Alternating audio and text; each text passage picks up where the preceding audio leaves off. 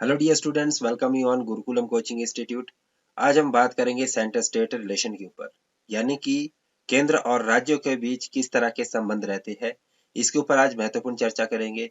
और सबसे पहले हमें देखना होगा कि जब हम केंद्र और राज्यों की बात कर रहे हैं तो इसमें हम मोस्टली हम बात कर रहे हैं कि जो हमारा पूरा का पूरा देश का ढांचा है वो किस तरह का है, उसमें केंद्र की भूमिका क्या रहती है और राज्यों की क्या भूमिका रहती है। यानी कि सेंटर जो गवर्नमेंट है, यूनियन गवर्नमेंट्स होती है, और जो स्टेट गवर्नमेंट है उनका क्या रोल रहता है, की रोल किस तरह से वो प्ले करते हैं for the welfare of the citizen.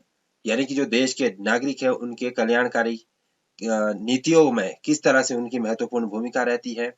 तो उसके लिए देश की पूरी व्यवस्था को हमने इस तरह से संजोए रखा है कि यहाँ पर जहां पर एक तरफ केंद्र को बहुत सारी शक्तियां दी गई है, वहीं पर राज्यों को भी कुछ इस तरह की शक्तियां दी गई है ताकि वो लोकल लेवल में अपने जितने भी नागरिक है या जो भी हमारा सिटीजन है, किसी भी राज्यों में रहने वाला व्यक्ति है, उसके कल्याण के लिए महत्वपूर्ण डिसीजन ले सके। तो ऐसे डिसीजन जब राज्य लेता है और कुछ एक डिसीजन केंद्र लेता है, तो उनके बीच में आपस में जो संबंध है ताकि वो क्या है डिसीजन कॉन्ट्रेरी ना हो जाए, एक दूसरे के प्रति द्वंद्वी डिसीजन ना लिए। तो ऐसी कंडीशन में पहले से ही हमारे कॉन्स्टिट्यूशन ने बड़ी सोच समझ के शक्तियों का वितरण किया है। तो आज हम पूरा का पूरा एक एनालिसिस करेंगे सेंटर और स्टेट के रिलेशनशिप के ऊपर। तो हम चलिए स्टार्ट करते हैं। तो सेंटर स्टेट रिलेशनशिप को पहले हम 3 भागों में देखते हैं। पहला पॉइंट इसको अगर देखें, फर्स्ट इसमें पॉइंट रहता है लेजिस्लेटिव रिलेशन। पहला क्या है? लेजिस्लेटिव रिलेशनशिप की हम बात करते हैं।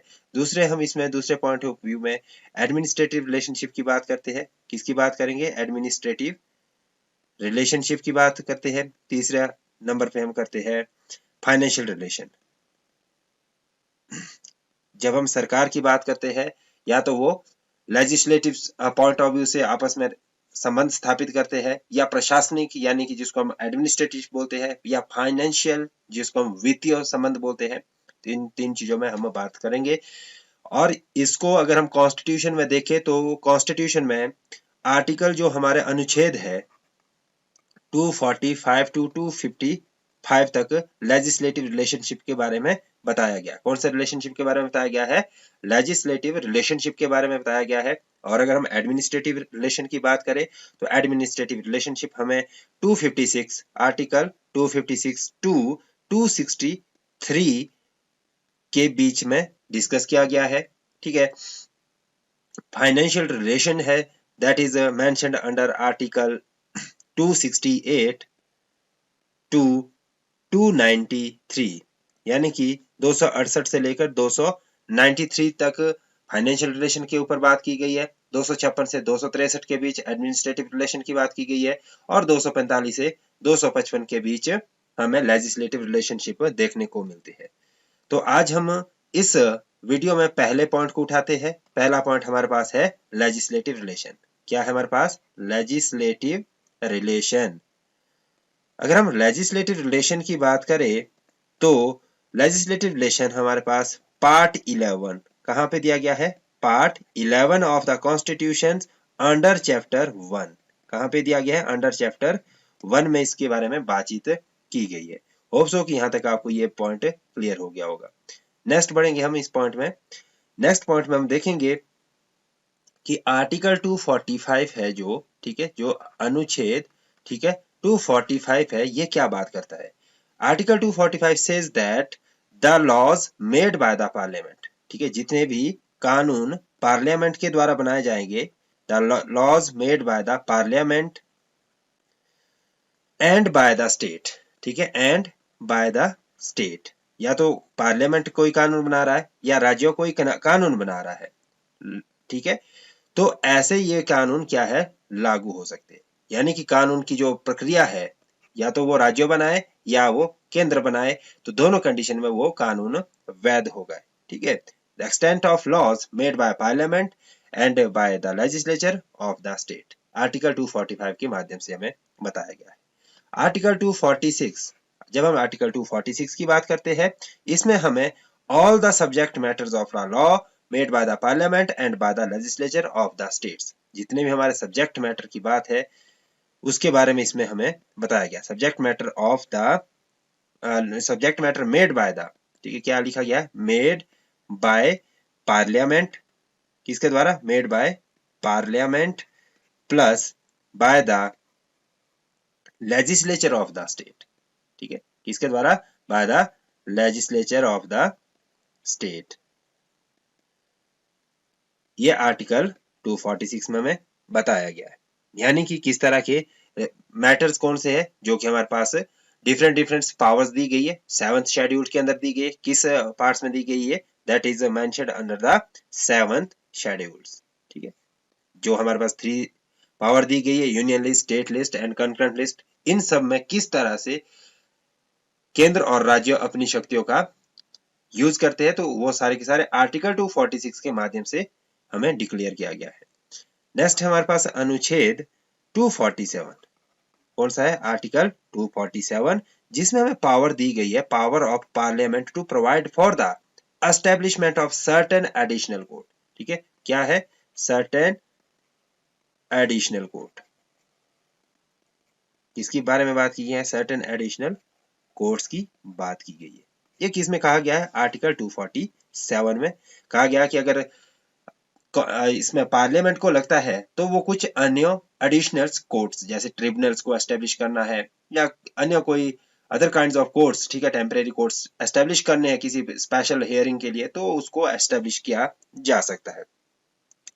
आर्टिकल 248, नेक्स्ट हमारे पास जो है आर्टिकल, इसके बाद कौन सा है, 248, आर्टिकल 248, ये किस बारे में बात करता है, रेजिडरी पावर ऑफ लेजिस्लेचर, कौन सी पावर है, रेजिडरी पावर्स ऑफ लेजिस्लेचर,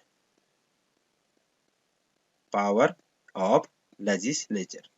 अब लेजिस्लेचर की रेजिडरी पावर क्या होती है, ऐसी पावर जो कि हमें यूनियन लिस्ट, स्टेट लिस्ट और कंकरेंट लिस्ट, यानी कि हम बोलेंगे अगर इसमें union list plus state list plus concurrent list, इन तीनों में से नहीं दी गई है, इन तीनों में मेंशन नहीं है, इसके एक्स्ट्रा जो पावर बची है वो किसके पास रहेगी, सेंटर के पास रहेगी, यूनियन के पास रहेगी। उसके बारे में आर्टिकल 248 के माध्यम से बताया गया है। उसके बाद हम फर्दर इसमें मूव ऑन करेंगे।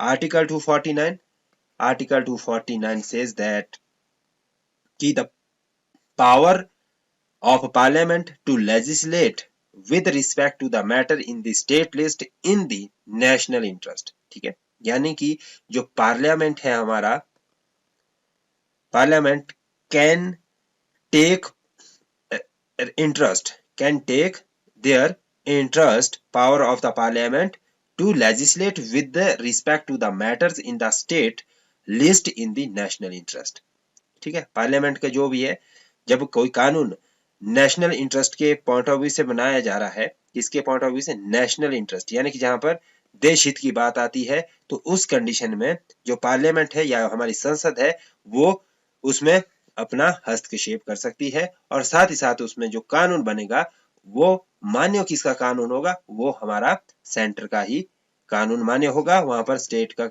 जो लॉज बनाया होगा या एप्लीकेबल क्या होगा, that would be overruled by the parliament, ठीक है, अगर वो contrary to the national interest है तब जाके, ठीक है। आर्टिकल अगर अब हम नेक्स्ट पढ़ेंगे, आर्टिकल 250, 250, आर्टिकल नंबर 250 में हमें क्या बात की गई है, power of the parliament to legislate with respect to any matters in the state list if the proclamation of emergency is in operation, यानी कि यदि किसी राज्यों के अंदर, ठीक, इन एनी स्टेट्स के अंदर किसी तरह की क्या लगी है, इमरजेंसी लगी है, या आप इमरजेंसी बोल सकते हैं, आप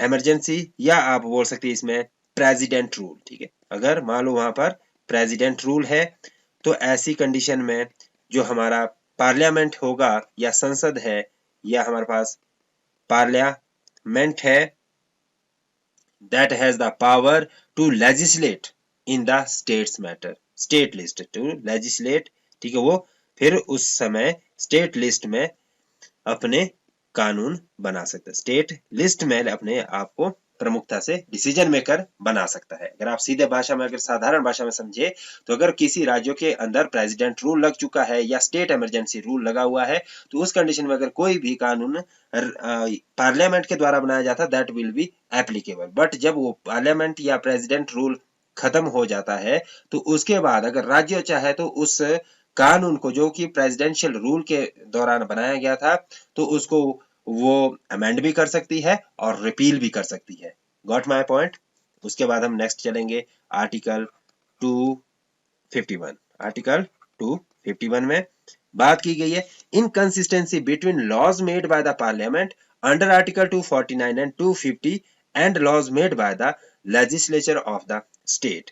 यानी कि अगर किसी कारणवश इनकंसिस्टेंसी प्रिवील्स करती है किसके बीच? लॉ मेड बाय, किसके बीच? Law made by parliament, law made by parliament plus parliament under article, किसमें? अंडर आर्टिकल, जो हमारे आर्टिकल जो हमने अभी 249 एंड 250 पढ़े, जिसमें 249 में हमने कहा कि नेशनल इंटरेस्ट वाला और 250 में कहा हमने इमरजेंसी वाला, ठीक है। तो उसमें 249 एंड 250 के बीच अगर किसी तरह की इनकंसिस्टेंसी है, क्या है? इनकंसिस्टेंसी है, तो ऐसी कंडीशन में क्या रहेगा इनकंसिस्टेंसी के दौरान? तो हाँ, उस कंडीशन में भी पावर एंड अथॉरिटी, ठीक है, स्टेट लेजिस्लेचर के रिगार्डिंग पार्लियामेंट के पास रहेगी। किसके पास रहेगी? पार्लियामेंट के पास रहेगी। आर्टिकल 250 क्या बोलता है? Next we will move with the article 250। Article 250, article 250 में 252 में हम बात कर रहे हैं। अब article 252, powers of parliament to legislate for 2 or more states, ठीक है। अगर मान लो कि ये पावर भी किसके पास है? पार्लियामेंट के पास है।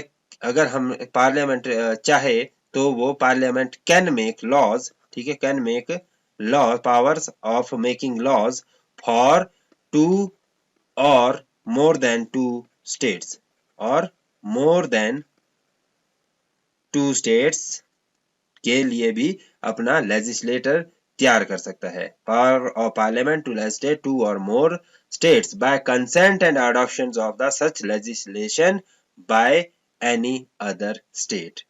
ओके, उसके बाद article 253 deals in the legislation for giving effect to the international agreement. अगर कहीं पे इंटरनेशनल एग्रीमेंट की बात आती है, किसकी बात आती है? जैसे एमओयूज साइन होते हैं, ठीक है, डिफरेंट नेशन के साथ हम साइन करते हैं। अगर कोई स्टेट दूसरे राज्यों या राष्ट्र के साथ कोई एमओयू साइन होता है, तो आर्टिकल 253 हमें पावर देता है कि we can make agreement at international level. Then article 254, Article 254 says that inconsistency between laws made by the parliament and laws made by the legislature of the states, यदि किसी कारणवश, ठीक है, तो उसमें क्या अथॉरिटी रहेगी, किस तरह की पावर रहेगी? That is mentioned under article 254। यदि क्या रहता है? इनकंसिस्टेंसी रहती है, ठीक है, क्या रहती है? इनकंसिस्टेंसी बिटवीन, किसके रहती है? Inconsistency between the law made bye, between law made by parliament and state legislature यदि इनके बीच किसी तरह की इनकंसिस्टेंसी पाई जाती है, तो ऐसी कंडीशन में हमारे पास क्या है? पावर एंड अथॉरिटी किसके पास रहेगी? अगेन पार्लियामेंट के पास ही रहेगी, और पार्लियामेंट ही ओवर रूल करेगा। उसके बाद आता है article 255, last article legislative relation का, article 255। It says that requirement as to recommendations and previous sanctions to be charged as the matter of procedure only। क्या बोलता है? requirements as to recommendations and, किसकी बात कर रही है? recommendation and previous sanctions to be regarded and क्या बोला इसमें, and previous sanctions to be regarded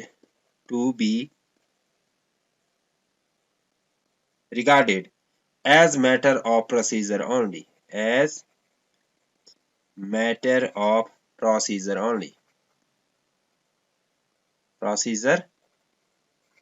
only, this is all about the whole part of a legislative relation. अब हम नेक्स्ट जो पढ़ने वाले हैं that is administrative relation, but इसको भी अभी हम थोड़ा सा और ब्रीफ करेंगे, तो आप बने रहे इस वीडियो के साथ। एंड इन द नेक्स्ट जो आर्टिकल 246 है वो काफी महत्वपूर्ण है। आर्टिकल 246 महत्वपूर्ण इसलिए है क्योंकि इस आर्टिकल के माध्यम से जो हमारे सब्जेक्ट मैटर्स है, all the subject matters are divided into the 3 parts. Article 246 क्यों महत्वपूर्ण है, क्योंकि इसके माध्यम से हमारे पास जो मैटर्स है जिसमें डील करती है सेंट्रल गवर्नमेंट और स्टेट गवर्नमेंट्स, वो 3 पार्ट्स में डिवाइड किए गए हैं। जिसमें कि आप पहला लिखेंगे यूनियन लिस्ट, पहला क्या है यूनियन लिस्ट, और दूसरा है आपके पास इसमें स्टेट लिस्ट, और तीसरा है कंकरेंट लिस्ट। ये हमारे पास 3 तरह के सब्जेक्ट मैटर्स डिस्कस किए गए हैं। और अगर हम इसको पहले देखें, ऐतिहासिक इसकी पृष्ठभूमि देखें सब्जेक्ट मैटर को डिवाइड करने की, तो हम पीछे इसको अपने हिस्ट्री में गवर्नमेंट ऑफ इंडिया एक्ट 1935 से देखते हैं। किससे देखते? गवर्नमेंट ऑफ इंडिया एक्ट 1935 में देखते हैं। वहां पे ये कैसे थे दिए हुए, उसको नाम दिया गया था फेडरल लिस्ट। पहला नाम था फेडरल लिस्ट, जो कि आज की क्या है यूनियन लिस्ट के नाम से है, और प्रोविंशियल्स जो कि हमारे पास क्या है आज की डेट में स्टेट लिस्ट के नाम से। किसके नाम से है? State list. और तीसरी कॉन्करेंट लिस्ट, जो उस समय भी कॉन्करेंट के नाम से थी और आज भी कॉन्करेंट के नाम से ही है। अब हम देखेंगे इसका जो हमें मेंशन है कॉन्स्टिट्यूशन में, वो 7th शेड्यूल के अंदर है। किसके माध्यम से है? 7th schedules. और उसमें हमें बताया गया है कि देयर इज यूनियन लिस्ट, क्या है? There is union list, state list, and third is concurrent list. 3 भागों में हमने अपनी शक्तियों को विभाजित किया है। और इसमें जो यूनियन लिस्ट में टोटल सब्जेक्ट है दैट इज 100 सब्जेक्ट। कितने हैं? 100 सब्जेक्ट है at present, but at the time of its inception it was only and only 97। कितने थे इसमें? 97। और इसमें महत्वपूर्ण क्या है कि parliament has the exclusive power. इस इन मैटर्स में जितने भी इस यूनियन लिस्ट में मैटर्स डिस्कस किए गए हैं उसमें पार्लियामेंट की कैसी है? एक्सक्लूसिव पावर्स है लॉज बनाने की। किसकी? लॉज बनाने की। और इसमें एग्जांपल के तौर पे आप लिख सकते हैं, जैसे कि इसमें डिफेंस हो गया। फर्स्ट इज डिफेंस, क्या है? First is defence, second is arms and ammunitions, ठीक है, एम्यूनिशंस। तीसरा है citizenship, railway citizenship, comma railway, comma banking and finance corporation, banking and finance corporation,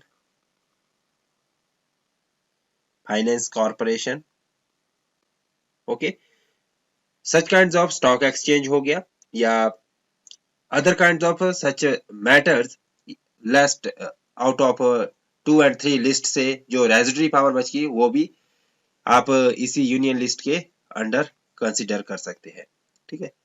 जब आती है स्टेट लिस्ट की बात, तो स्टेट लिस्ट में टोटल के टोटल जो मैटर्स है at present that is 61 subject matter है, but at the origin time it is 66। कितने थे?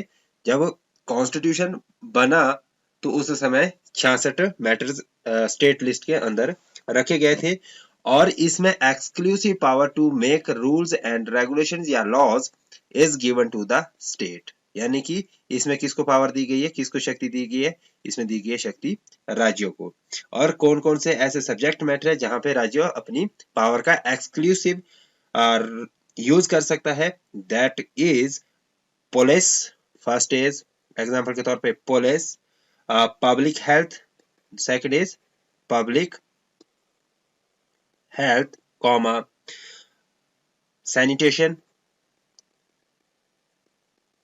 sanitation, land revenue, then land revenue, taxes on consumption और क्या है, taxes on consumption of consumption of sales और sales of electricity consumption, ठीक है, इसमें taxes on consumption लिख लिया हमने, और sale of electricity, sale of electricity, comma taxes on luxury, ठीक है, taxes on luxury item, ठीक है। तो इन सभी स्पेशल मुद्दों के ऊपर स्टेट लिस्ट में राज्य अपनी एक्सक्लूसिव पावर का इस्तेमाल करके नियम और कानून बना सकता है। नेक्स्ट हमारे पास है कंकरेंट लिस्ट। इसमें ओरिजिनल जो सब्जेक्ट मैटर थे that was 47, but at present it has 52 subject matter. कितने हैं? 52 सब्जेक्ट मैटर। यहाँ पे पार्लियामेंट प्लस स्टेट दोनों क्या है, एक्सक्लूसिव पावर रखते हैं, किसके लिए? लॉज बनाने के लिए, ठीक है। किसी भी तरह का लेजिस्लेचर बनाना है तो उसमें दोनों को यहाँ पे पावर दी गई है। और यहाँ पे रहता है एग्जाम्पल के तौर पे, जैसे कोई क्रिमिनल लॉ है, क्या है? क्रिमिनल लॉज बनाने हैं, या आपको मैरिज एंड डिवोर्स की बात करनी है, marriage and divorce, comma prevention of cruelty to animals, prevention of, next क्या है? प्रिवेंशन ऑफ क्रुएल्टी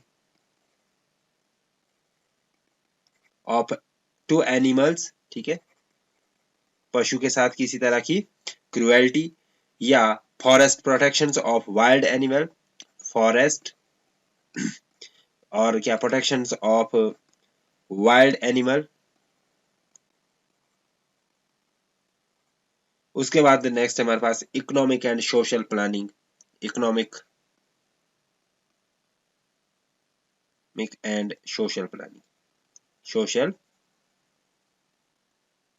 प्लानिंग या trade union etcetera. Last one is trade union etcetera. तो ये कुछ एक ऐसी पावर्स है जो कि हमने 7th शेड्यूल में पढ़ी और अनुच्छेद 246 में इसके बारे में विवरण किया गया है। उसके बाद नेक्स्ट हम थोड़ा सा इसको और डिटेल्स करेंगे और इसमें देखेंगे हम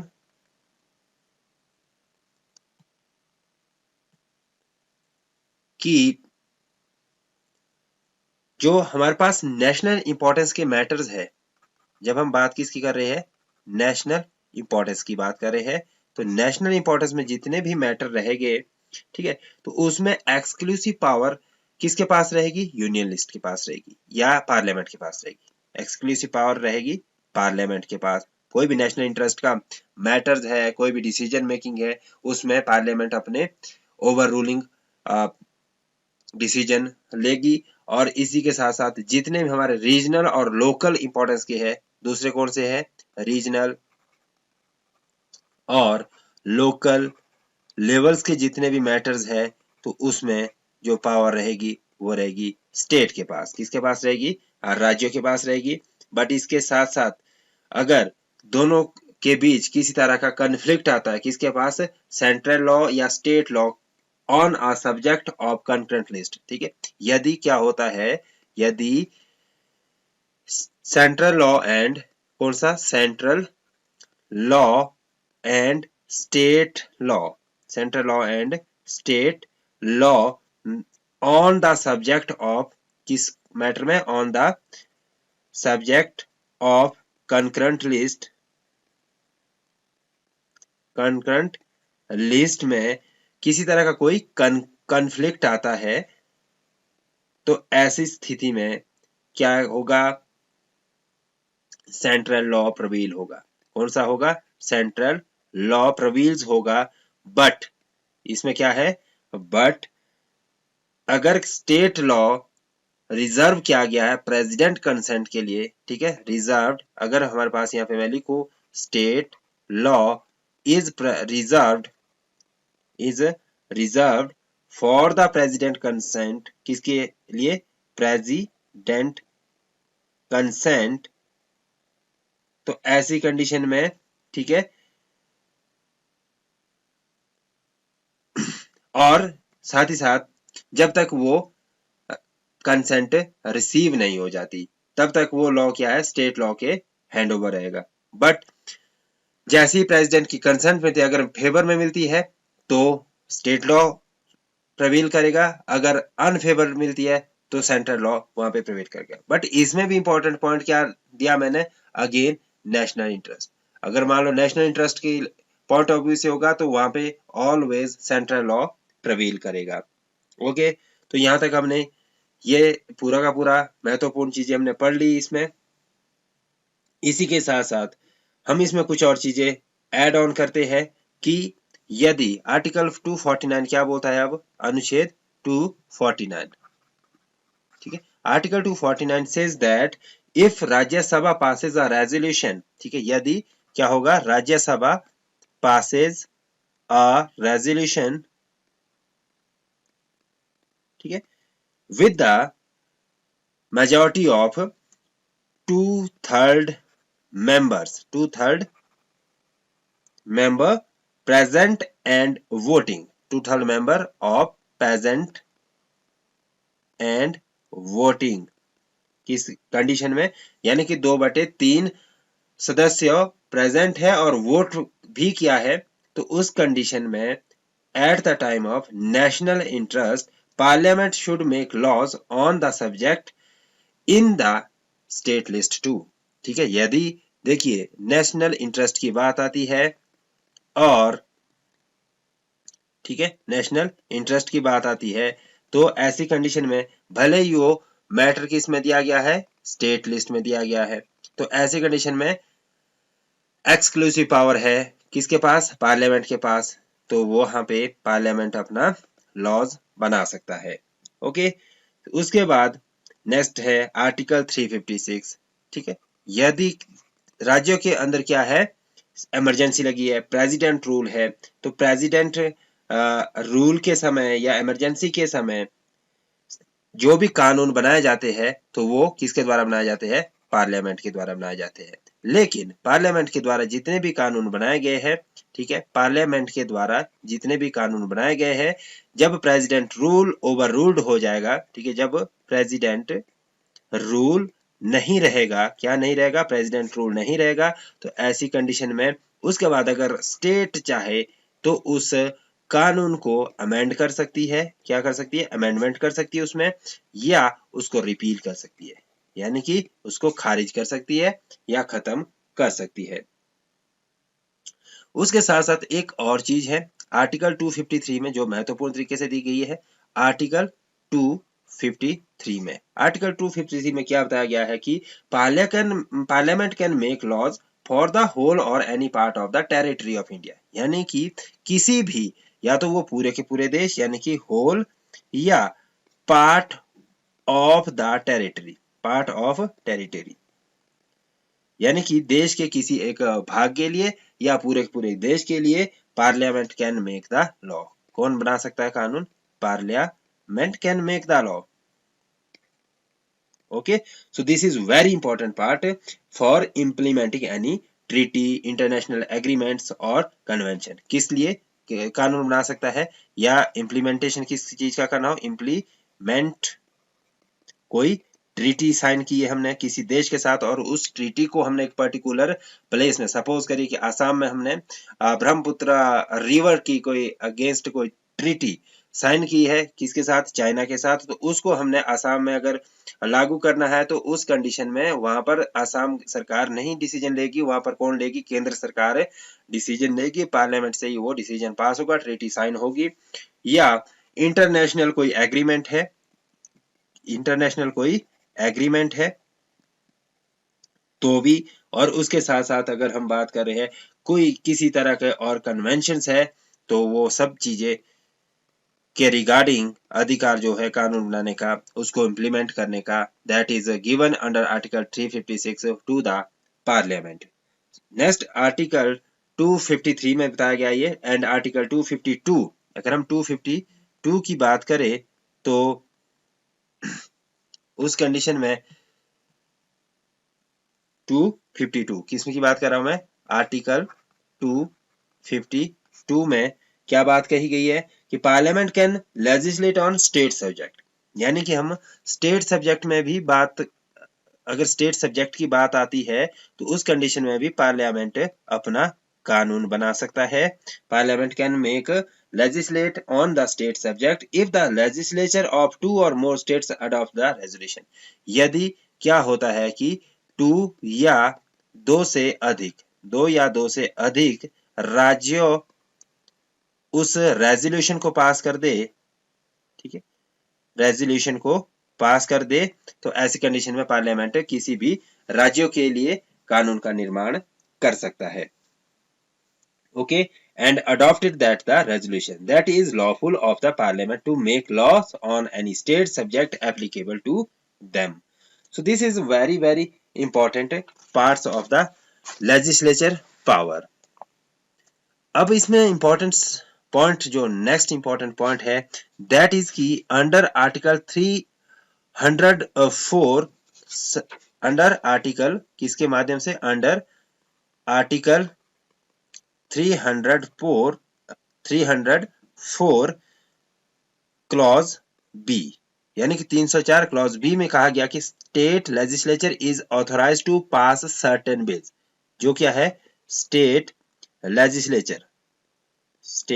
legislature is authorize to, authorize किया गया है किसको, स्टेट लेजिस्लेचर को ऑथोराइज किया गया किसके लिए, passing the certain bill, pass certain bills, कुछ सर्टेन बिल्स को पास करने के लिए स्टेट लेजिस्लेचर को पावरफुल बनाया गया है। Regarding the imposition of reasonable restriction, किसमें, इम्पोजिशन ऑफ, आप यहां से लिखते जाइए, imposition of reasonable restriction, reasonable restrictions on the freedom of trade, on the freedom of trade, किसमें, freedom of trade, comma commerce, comma and intercourse within the states in the public interest, या किसी अन्य तरह के कार्य, ठीक है, या आप इसमें हिंदी में लिख सकते हैं अन्य तरह के कार्य जो कि एक राज्य के अंदर किए जाने जरूरी है, उस संदर्भ में अधिकार किसको दे दिया गया, स्टेट को दे दिया गया कि they can make any kinds of legislatures only with the previous consent of the president, यानी कि उसमें राष्ट्रपति की सहमति हो, ठीक है, राष्ट्रपति की क्या हो, उसमें सहमति हो, ठीक है, प्रेसिडेंट कंसेंट होनी चाहिए। The president enjoy absolute veto over the bills passed by the state legislature reserved for his consent by the governor, ठीक है, यानी कि जो भी स्टेट लेजिस्लेचर पास करेगी तो गवर्नर उसको किसके लिए रिजर्व कर देता है, किसकी कंसेंट के लिए, प्रेसिडेंट की। प्रेसिडेंट के पास एक्सक्लूसिव पावर है कि वो जितने भी बिल्स स्टेट के द्वारा पास किए जाते हैं उसको एक बार गो थ्रू करे या रिव्यू करे। But during the financial emergency president can direct the state to reserve money bills and financial bills for his consideration. किस कंडीशन में, अगर वहां पे किसी राज्यों के अंदर, अगर किसी राज्यों के अंदर हम फाइनेंशियल इमरजेंसी की बात करते हैं, इसकी बात करते हैं फाइनेंशियल इमरजेंसी, जब हम फाइनेंशियल इमरजेंसी की बात कर रहे हैं तो ऐसी कंडीशन में प्रेसिडेंट क्या बोल सकता है? President can direct the state to reserve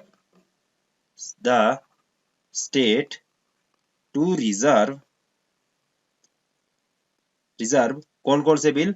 money और फाइनेंशियल बिल, मनी और financial bills for consideration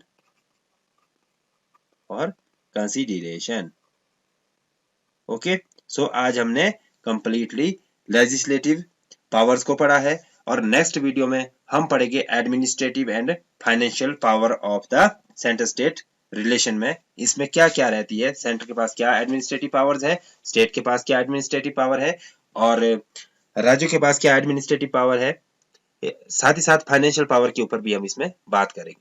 thank you to watch this video, please share subscribe my YouTube channel.